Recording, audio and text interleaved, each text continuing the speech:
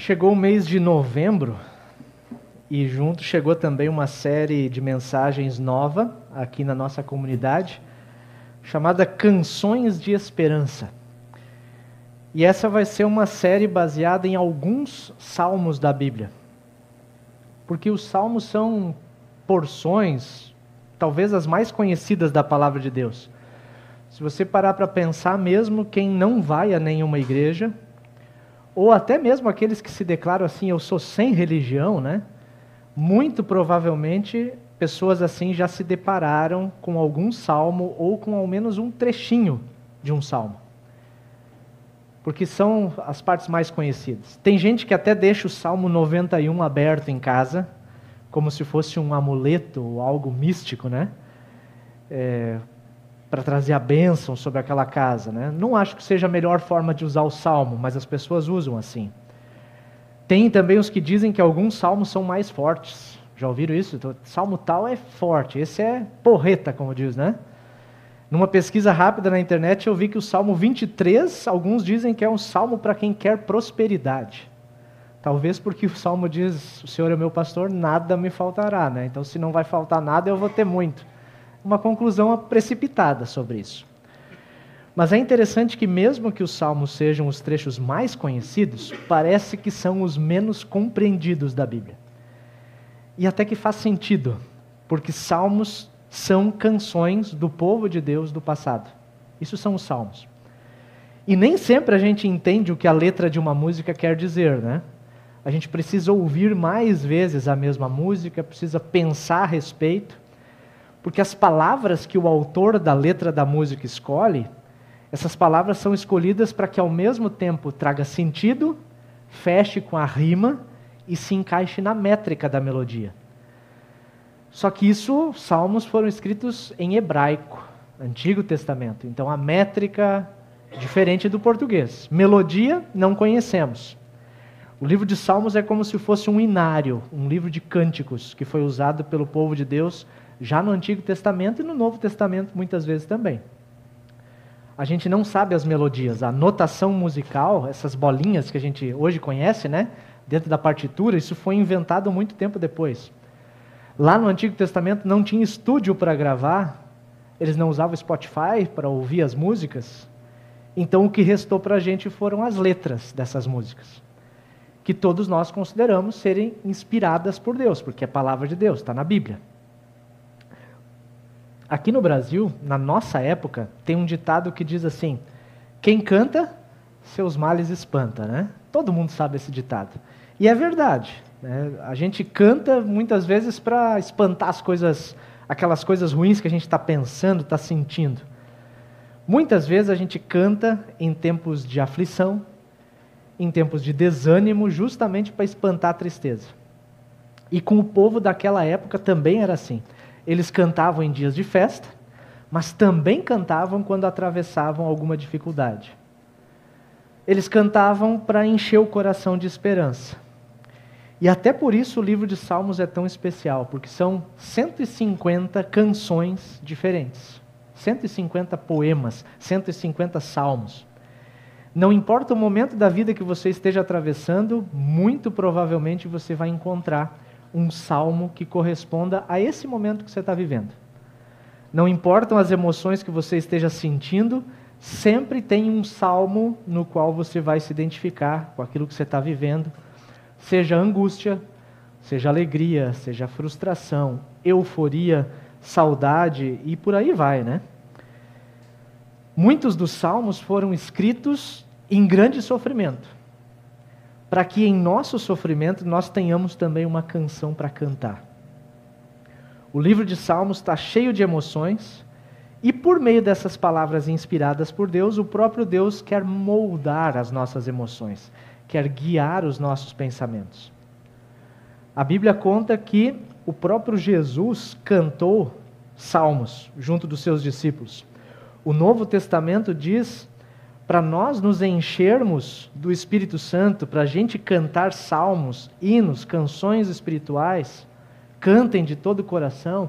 A gurizada da juventude, muitos estiveram lá no congresso dos jovens há 2 semanas atrás, né? Parece que faz mais tempo, mas foi só 2 semanas.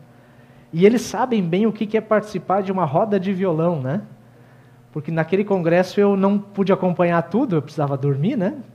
Mas teve uma boa parte que amanheceu cantando, a meta era cantar todo o cancioneiro que eles tinham em mãos, né? E eles estavam lá, noite adentro, cantarolando, fazendo aquela roda de violão, cantando músicas que eles tinham em mãos, músicas baseadas na palavra de Deus. A música tem o poder de mexer com as emoções da gente. Ela nos traz memórias de coisas que já aconteceram, nos projetam para coisas que vão acontecer. E Deus sabe como a música mexe com a gente. Por isso, Deus também fez questão de deixar para nós um livro de canções para a gente se inspirar, para a gente se emocionar. O tema dessa primeira mensagem, nós vamos até o finalzinho de novembro nessa série, alguns salmos. O tema dessa primeira é Vencendo o Desânimo. Por isso eu já pergunto para você, como é que está o seu ânimo? Porque é final de ano, né? Vocês estão animados, pensando no final de ano, ou chegam para o final do ano já com aquele peso nas costas, né? Nós passamos por umas quantas coisas ao longo de 2024. Atravessamos a pior enchente da história que a gente conhece do Rio Grande do Sul. Antes a gente lembrava da grande enchente de 41. A partir de agora a gente lembra da grande enchente de 24, desse ano. Talvez tenha sido a grande tragédia coletiva que a gente passou. Tivemos também enormes queimadas que trouxeram fumaça que eu não lembro de ter visto assim, até aqui no Rio Grande do Sul também. As queimadas lá no alto do país, em outros países também. Mas houve também uma série de tragédias assim bem pessoais, bem particulares.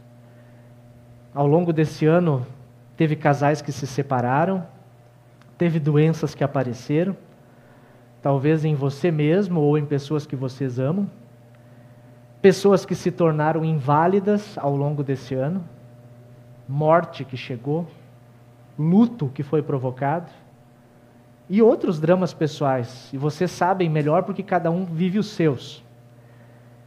E aí a pergunta é, como é que você está encerrando 2024? Está animado e com esperança para 2025?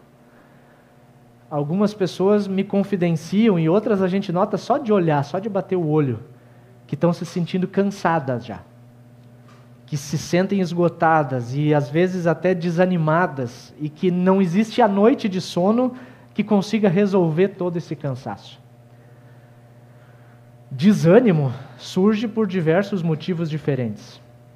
A gente recebe muitas vezes más notícias, às vezes é no trabalho, às vezes é na área da saúde. A gente enfrenta problemas de relacionamento, pode ser com o cônjuge, com o namorado, com a namorada, com alguém da família, um amigo que era muito amigo deixou de ser amigo. Algumas pessoas se sentem pressionadas no trabalho, prazos que não conseguem cumprir, um chefe chato, quem nunca teve, contas que você fez e não consegue pagar, e aí tudo isso começa a te deixar sem sono durante a noite. Pode ser que o teu problema seja aquele olhar ansioso para o futuro, sem conseguir enxergar uma saída para a situação que você enfrenta agora, e essa situação está doendo agora. Se você se encaixa em qualquer uma desses problemas, desses motivos, o Salmo 42 é um salmo para você. O salmo para quem está se sentindo assim, para quem está desanimado. E desse salmo eu quero destacar três atitudes que nos ajudam a vencer o desânimo, para te ajudar a atravessar a angústia, o cansaço e encontrar paz e ânimo. E a primeira atitude que a gente vê nesse salmo é não se deixar dominar pelas emoções. Não se deixar dominar. A gente vive as emoções, não tem jeito. Nós somos seres emocionais. Por que você está abatido, ó minha alma? Por que se perturba dentro de mim? Dá para perceber que o autor do salmo está lutando com as suas emoções. Ele está sentindo na pele o abatimento, o desânimo, mas ele está perguntando para si mesmo: por que eu estou enfrentando tudo isso? E a gente não sabe qual é a situação específica pela qual o autor desse salmo está passando. No títulozinho da Bíblia lá, das traduções que a gente tem, diz assim: oração de um homem longe da pátria. Provavelmente alguém que estava longe do seu lugar, da casa de Deus, e talvez ele até era um líder que levava o povo nas procissões, por isso ele diz que sente saudade disso. Mas a gente só sabe que o que ele está sentindo é algo sério, tem provocado grande sofrimento para ele.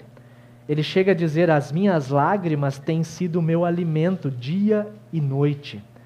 O cara está enfrentando uma dieta de lágrimas. Já passaram por essa? Chora de manhã, chora de tarde, chora de noite. Eu me sinto abatido, né? A minha alma está abatida.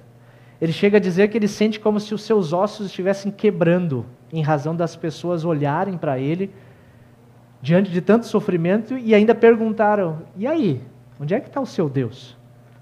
E aí, você não é crente? O seu Deus não é todo poderoso? O seu Deus não é um Deus de amor?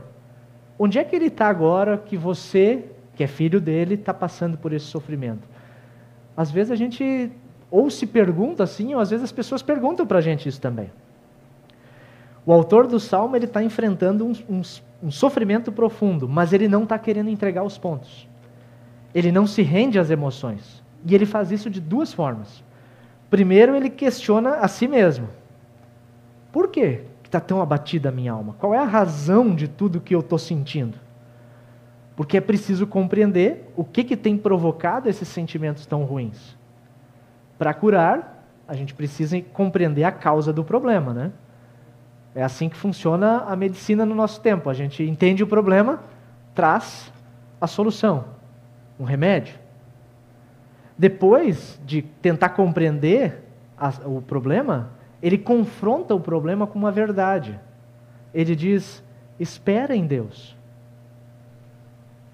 Por que está tão abatido? Mas espera em Deus. Ele está lutando com as suas emoções, confrontando todas elas com uma certeza: Deus está acima de tudo isso. Deus é o meu Salvador. Ele é o meu auxílio. Isso que eu estou passando agora não vai durar para sempre. E esse trecho do Salmo é como se fosse o refrão da música. Se você lembra do Salmo, ou for olhar ele inteiro, você vai ver que ele é repetido, né? Repete como aquele refrão que pega, sabe? O refrão chicletinho. Aquele de tanto você repetir, pega e fica cantarolando a semana inteira. Nas estrofes da música, né, entre os refrões, ele explora os sentimentos, as angústias.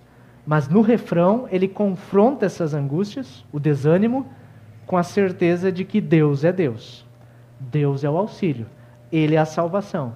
Ele é o ponto firme de certeza e estabilidade em meio às instabilidades das nossas emoções. O segundo ponto é desabafar com Deus. A segunda atitude que nos ajuda a vencer o desânimo é desabafar com Deus. Muitas vezes, quando o desânimo e o cansaço se abatem sobre a gente se fecha, a gente se cala. Mas os salmos estão aí para mostrar que a gente pode e a gente até deve ser sincero com Deus. Afinal, Deus conhece a gente melhor do que nós mesmos. Nós podemos verbalizar os nossos sentimentos diante do nosso Deus. Pergunto a Deus, minha rocha, por que te esquecesse de mim? Vários salmos mostram esse desabafo sincero com Deus. Às vezes a gente se pergunta, será que eu posso questionar Deus? E a resposta é sim, a gente pode. Os salmistas fizeram isso também. Vai ter momentos em que você até precisa questionar Deus, até mesmo para que você desabafe, porque isso faz parte do processo de cura que Deus tem para oferecer. O salmista desabafa mais para o final do salmo, já reconhecendo quem Deus é. Ele diz: Deus, tu és a minha rocha. E com isso ele está dizendo, o meu coração não é a minha rocha. Os meus sentimentos não têm a estabilidade que eu preciso. Mas o Senhor é minha rocha firme, eu confio em Ti. Só que mesmo eu confiando em Ti, Senhor, aqui dentro do meu coração, o sentimento é que o Senhor se esqueceu de mim. E a gente precisa ser honesto com Deus. Às vezes os nossos sentimentos são contrários à verdade da palavra. E reconhecer isso é importante. Verbalizar e desabafar diretamente com Deus é fundamental. E muitas vezes vai ser importante fazer isso também com alguém da sua confiança, com um profissional da área da saúde mental, de alguma forma, alguém que possa te ajudar, te ouvir sobre isso. Desabafar faz parte do processo de cura. E a terceira atitude para superar o desânimo, que brota do Salmo 42, é descansar. Descansar no amor de Deus. Contudo, o Senhor, durante o dia, me concede a sua misericórdia. É interessante que boa parte do Salmo é lamento, boa parte é angústia e desânimo, mas em meio a tudo isso, o autor percebe que o amor e a misericórdia de Deus estão presentes na sua vida. Ele até sente diferente, mas ele precisa confessar, olha, eu percebo isso. Deus, tu está comigo. E isso, conforme o Salmo, a gente consegue fazer até mesmo quando lembramos e pensamos a respeito de quem Deus é. Eu lembro-me. Esse exercício de se lembrar de quem Deus é, ele desvia o nosso olhar e o nosso foco das circunstâncias difíceis que a gente está passando e nos faz vislumbrar um plano maior. Quem Deus é, para onde Deus está nos conduzindo. E Deus nos convida a cantar, mesmo no meio da dificuldade e do desânimo. Cantar sobre o seu amor, cantar sobre quem Deus é, cantar um salmo, cantar um hino, que te transporta daquele momento ruim para um momento bom. Um hino que fala e que faz sentir o amor e o cuidado de Deus. Além de lembrar de quem Deus é, de cantar o cuidado e o amor de Deus, nesse mesmo trechinho a gente nota a oração como algo presente no dia a dia do salmista. Aquela entrega a cada dia, numa oração que se coloca diante de Deus e pede para que a nossa vontade se ajuste com a vontade dEle. Porque normalmente as nossas orações são o contrário. A gente diz, Senhor, faz a minha vontade. Está aqui a minha lista da vontade. E o movimento poderia ser exatamente o contrário. Senhor, me faz compreender a tua vontade. A minha está aqui, o Senhor conhece muito bem. A tua eu estou aprendendo a conhecer. O salmo começa com um lamento. Começa com um desabafo sincero. Passa pelo questionamento. Mas termina com uma certeza. Tu, Deus, o Senhor, é o meu auxílio. Tu és o meu Deus. Eu espero em Ti. Por isso, para refletir e praticar, os 3 pontos, para a gente guardar na cabeça e no coração. Não se renda ao que você sente. Muitas vezes o seu sentimento vai completamente contra o que Deus diz. Sentimentos são instáveis, eles vêm e vão. Às vezes você está bem, às vezes você está mal. Mas confronta sempre os teus sentimentos com a verdade da palavra. É isso que o salmista está fazendo. Também, seja sincero, desabafe com Deus. E se for possível, também com alguém que seja da sua confiança. Tem pessoas hoje que se preparam para ouvir relatos, para fazer essa escuta ativa dos nossos problemas e nos ajudar na condução de uma solução. E por fim, não menos importante, lembra de descansar. Porque o mundo ansioso que nós vivemos sempre quer projetar o futuro e o futuro daqui a alguns minutos, algumas horas, alguns meses, alguns anos. E a gente esquece de repousar, descansar na confiança e no amor de Deus. E esse amor de Deus nos possibilita cantar, mesmo nas maiores dificuldades pelas quais a gente precisa enfrentar. Não se renda às emoções, seja sincero, desabafe e descanse no amor de Deus. 3 coisas, 3 atitudes para nos ajudar a vencer o desânimo com a palavra do nosso Deus. Amém.